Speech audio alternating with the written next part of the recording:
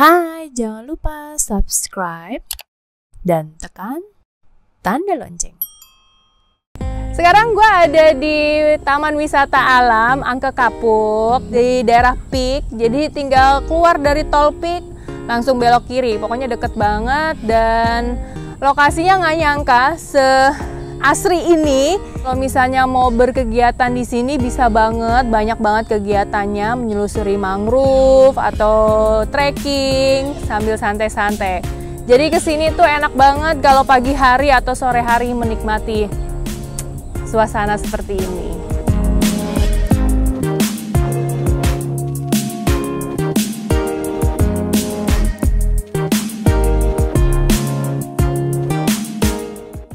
Ini gue udah sama Mas Dika. Jadi ternyata kawasan mangrove ini kan gue pikir itu memang dikelola sama pemerintah, tapi ternyata enggak loh, dikelola personal. Gimana nih awal mulanya nih? Wah, oke. Jadi memang kalau bicara awal mula, hampir seluruh pesisir Jakarta Utara itu dulunya sekitar tahun 1900-an merupakan sebuah ekosistem hutan mangrove, kawasan hutan mangrove ya.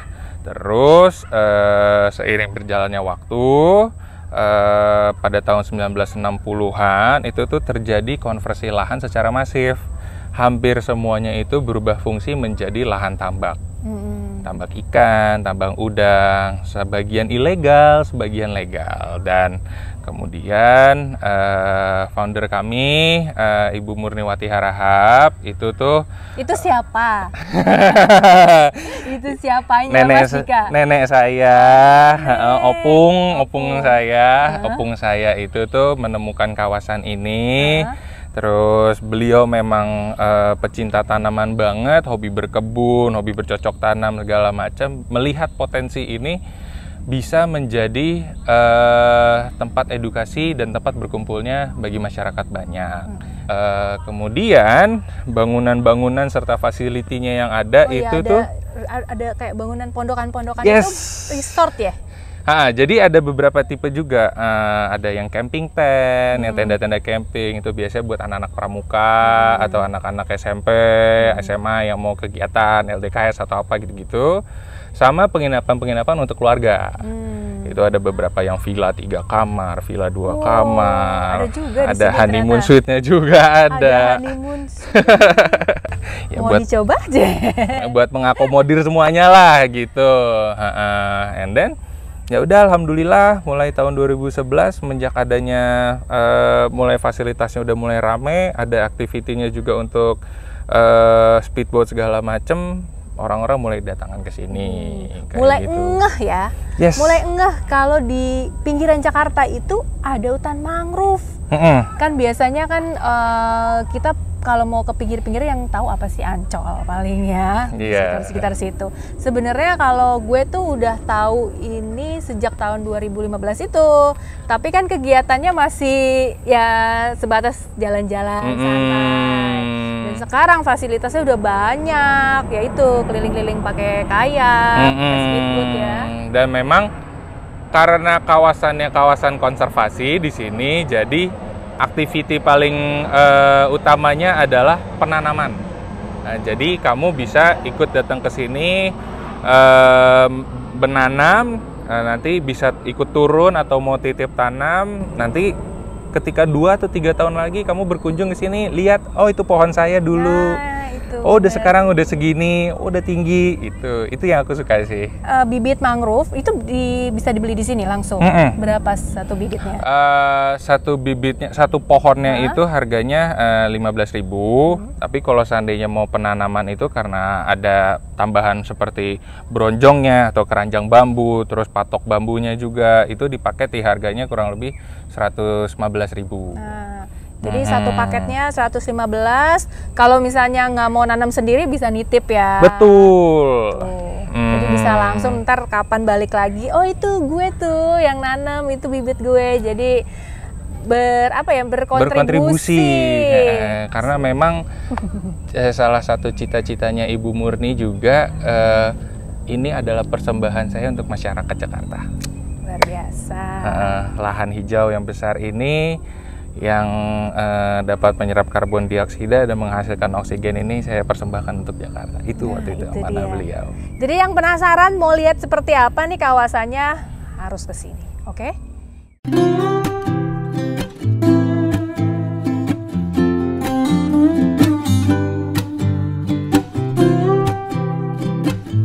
Nah, ini salah satu kegiatan yang bisa kita lakukan di Taman Wisata Alam Angke Kapuk ini. Nah, ada beberapa kegiatan nih, bisa naik speedboat, bisa padding nih, namanya padding atau mendayung.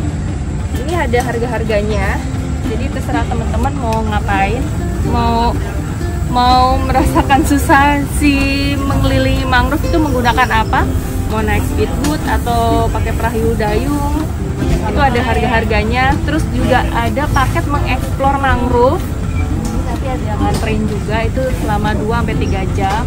Ada harga paketnya juga. Jadi di sini nggak cuma kita jalan-jalan aja, tapi juga bisa keliling-keliling mangrove. Sampai ke dalam-dalam sana.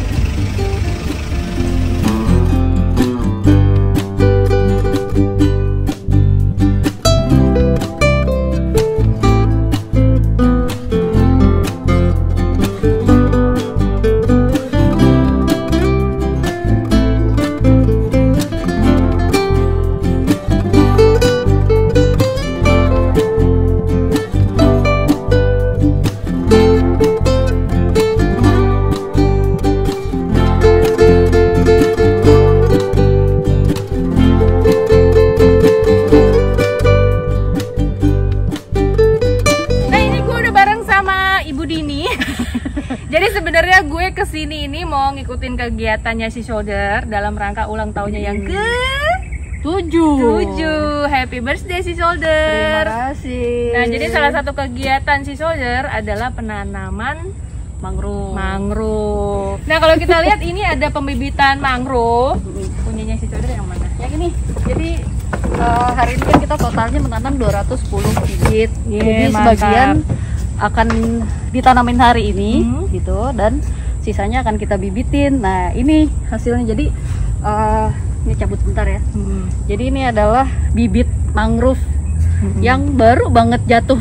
Jadi jatuhannya biar nanti bisa ditanemin di area konservasinya, kita lakukan pembibitan dulu. Nanti setelah 1 bulan itu akan jadi kayak gini. 1 bulan sampai 3 bulan nanti akan kayak gini, baru cepet ya, siap tanam nih gitu. Ini bibit mangrove yang siap untuk ditanam, dan sebenarnya nggak susah ya buat pembibitan mangrove itu, cuma tinggal susah, karena emang udah jatuhannya itu udah jadi bibit. Nah, yang udah ideal untuk ditanam yang ini berarti agak lebih gede lagi biar kuat. Jadi nanti ada di area penanaman. Nah, oke. Nggak usah lama-lama, kita langsung aja nanam. Medina mau nyemplung juga. Kita nyemplung. Sip.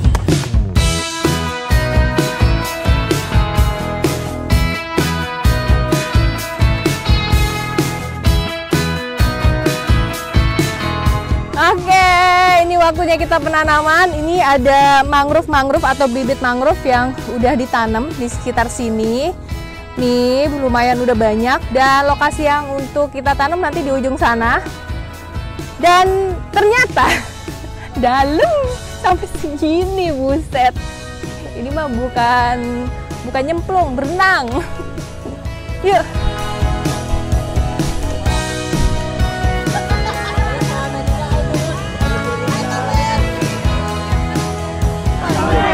Gitu. Medina tuh pegangin itu. Jam tangannya ini nggak? Sip. Oh, nggak apa-apa. Oke. Mantep. Nyemplung. Buat gue. Tambah lagi tuh.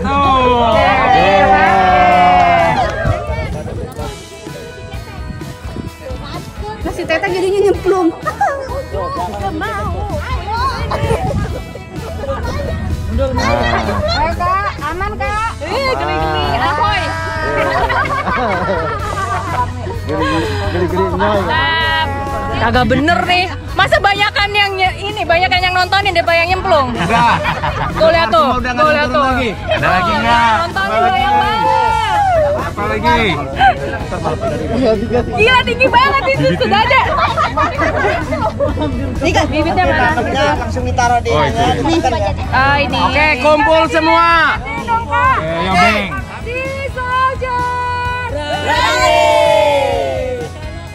bambu patok. Mari kita tanam. Patok satu. Berarti kurang nggak berpindah. Bapak masih ada. Bapak, kakinya tenggelam nih, nggak bisa gerak ini.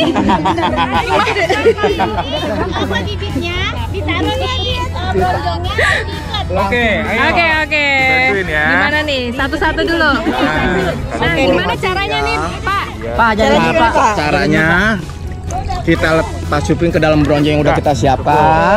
Kita tekan dikit, langsung kita ikat mati. Oke. Iya. Jadi udah ada tempatnya ya? Udah ada tempatnya masing-masing. Dijejekin gitu ya, Pak? Iya. Jadi kalau di sini nih masing-masingnya udah dikasih kayak bronjong bilangnya. Sip. Jadi nggak langsung dimasukin ke dasar. Kalau masukin langsung dasar kita tenggelam. Harus nyelup. Ini ada lokasinya. Nggak kelihatan sih soalnya butek. Jadi ada tempatnya gitulah besar.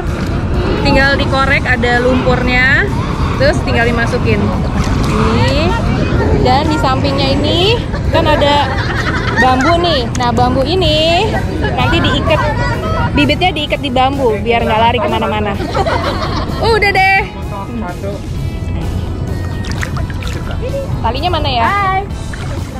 Mari, ini deh ya. Pak, si simpulnya agak olor apa gimana nih Pak? Agak dikit aja. Gini aja, gini ya.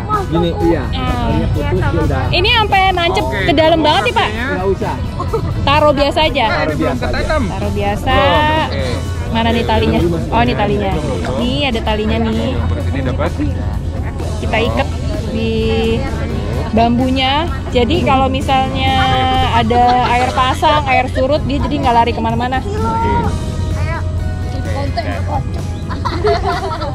Yang depan masih ada itu bibit. Udah deh, gampang kan?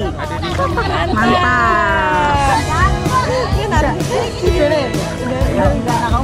Pegang bambunya aja nggak apa-apa.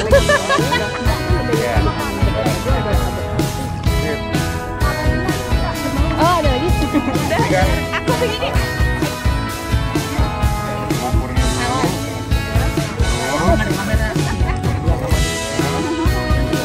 Jangan ngomong sama lu. Ngadep kanan tuh.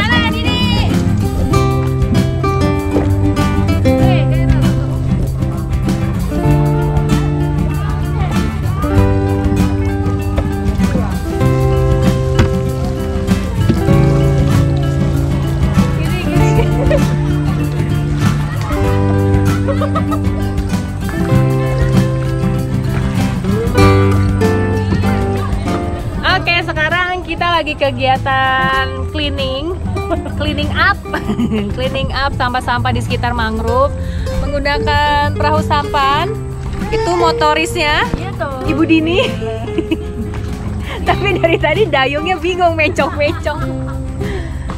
Lokasinya kayak begini. Waduh enak banget ya kalau buat santai-santai ngedayung.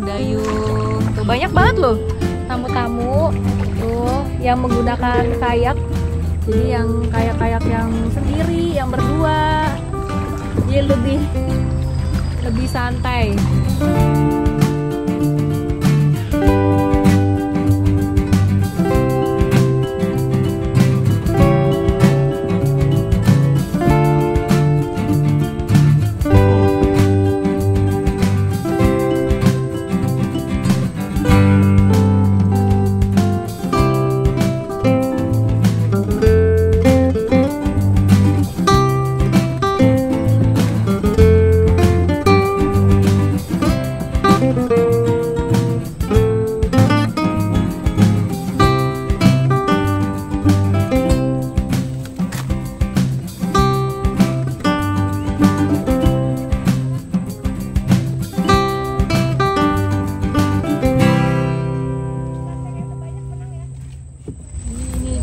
Sampah-sampahnya dari tadi yang kita banyak dapetin tuh botol plastik tuh sama gelas plastik.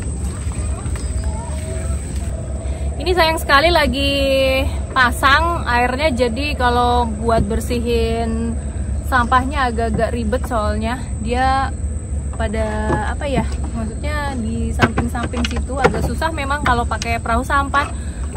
Paling gampang sebenarnya pakai perahu kayak yang sendiri tuh kan single, jadi gampang melipir-melipirnya.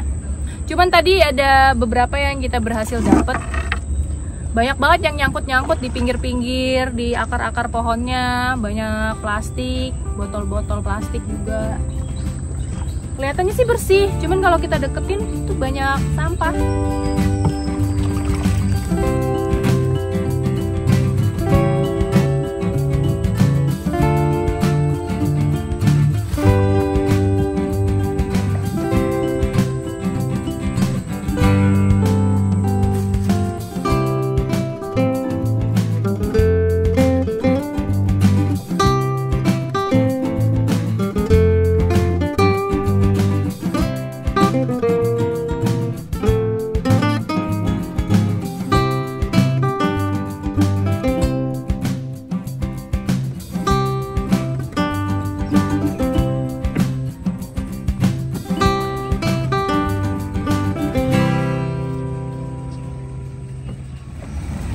Kita liatin sampahnya.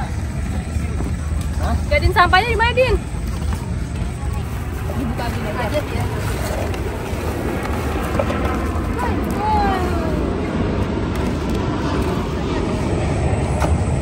Jadi tadi karena lagi pasang, kita dapetnya nggak banyak, tapi tadi cuma sebentar juga kan kita kelilingnya. Setengah jam ada ya? Oh, setengah jam.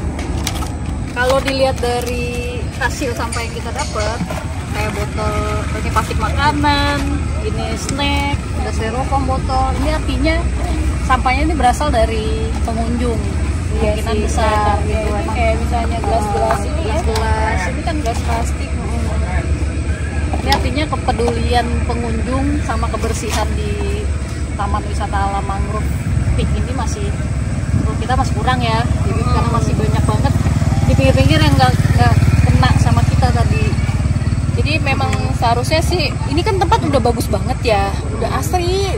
Bagi gue nih gue ngerasa kayak mangrove di daerah-daerah situ loh, di pedalaman-pedalaman. Hampir sama seperti ini, cuman memang karena ini memang tempat wisata, jadi memang harus dijaga banget kebersihannya.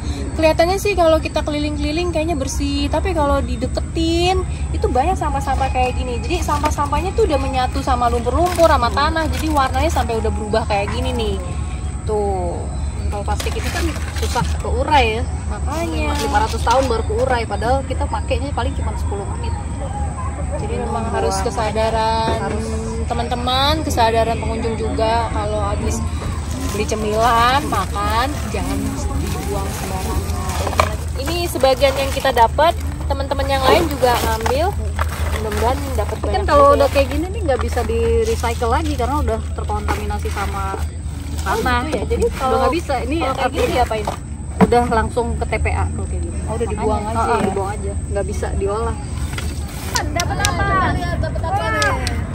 Saya banyak tuh ibu sedotan, terus kemas apa namanya gelas plastik, sama nih. Ada sendal, ada botol minum. styrofoam juga banyak banget. Ini hasil teman-teman udah ngumpulin sampah-sampahnya. Ini tadi udah kita lihat kan, mayoritas sampah yang kita dapat adalah plastik, botol plastik sama snack-snack yang dalam kemasan plastik.